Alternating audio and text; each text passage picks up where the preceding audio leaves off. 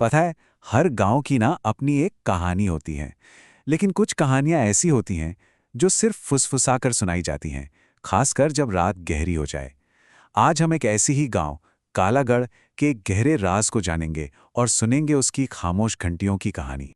तो चलिए मेरे साथ कल्पना कीजिए एक ऐसे गांव की जहां सूरज का डूबना सिर्फ दिन का खत्म होना नहीं है, बल्कि जिंदगी का थम जाना है। एक ऐसी जगह जहां रात अपने साथ एक नियम लाती है, एक ऐसा नियम जिसे तोड़ने की हिम्मत आज तक किसी ने नहीं की। आखिर ऐसा कौन सा डर है जो एक पूरे गांव को हर रात अपने ही घरों में कैद कर देता है? ये जो कहानी है, ये है कालागढ़ की।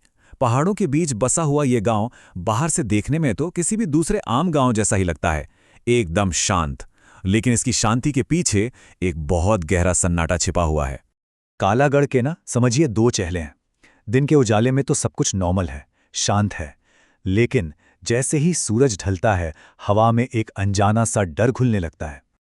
गलियां एकदम वीरान हो जाती हैं, दरवाजों पर ताले लग जाते हैं और कोई भी घर से बाहर कदम रखने की हिम्मत नहीं करता। ऐसा लगता है मानो पूरा गांव रात होते ही अपनी सांसें थाम लेता है। अब इस पूरे डर के पीछे ना एक बहुत पुरानी कहानी है।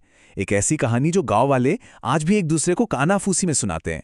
ये कहानी है आधी रात को बजने वाली एक घंटी की। तो सबसे बड़ा सवाल कि आखिर ठीक आधी रात को ऐसा होता क्या है? वो कौन सी चीज है जो पूरे गांव को इतना डरा कर रखती है?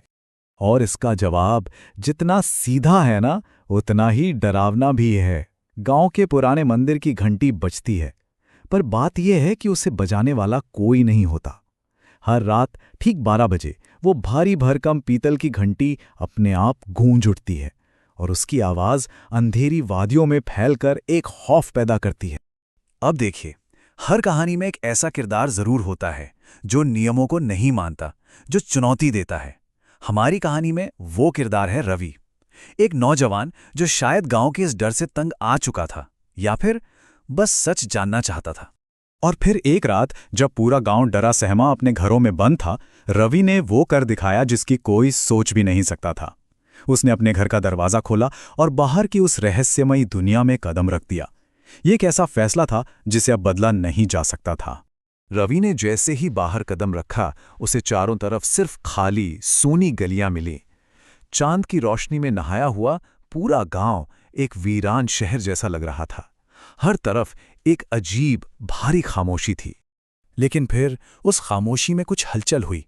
रवि ने देखा कि उन सूनी गलियों में लोग चल रहे थे, परछाइयों की तरह, खामोशी से एक अजीब से जुलूस में सब मंदिर की तरफ बढ़ रहे थे। और तभी रवि की सांसें जैसे अटक सी गईं। उसने ध्यान से देखा, चांद की रोशनी में चमकती धूल भरी जमीन पर उन चलने वालों के पैरों का एक भी निशान नहीं था, एक भी नहीं। वो जैसे हवा में तैर रहे थे। रवि समझ गया, ये लोग इंसान नहीं थे, ये कुछ और था। और यहीं से कहानी अपने सबसे डरावने मोड़ पर आती है। अब रवि सिर्फ एक देखने वाला नहीं था, वो उस डरावनी हकीकत का हिस्सा बनने वाला था जब वो अनदेखी ताकत उससे सीधे बात करती है। तभी मंदिर की तरफ से एक ठंडी, बेजान आवाज हवा में गूंजी, एक चेतावनी। जो गया वो वापस नहीं आया। ये उन लोगों के बारे में थी जिन्होंने रवि से पहले ये नियम तोड़ने की हिम्मत की थी। और इससे पहले कि रवि कुछ समझ पाता या हिल पाता, उसे अपने ठीक पीछे, बिल्कुल कान के पास, एक बर्फीली सी फुसफुसाहट सुनाई दी। तुमने नियम तोड़ दिया। अब ये चेतावनी किसी और के लिए नहीं थी, ये सीधे रवि के लिए थी। रात के इस आतंक के बाद सुबह तो हुई, लेकिन वो सुबह अपने साथ कोई उम्मीद लेकर नहीं आई। वो तो बस उस टूटे हुए नियम के अंजाम की गवाही देने आई थी, एक ठंडी और खामोश हकीकत के रूप में। अगली सुबह हुई।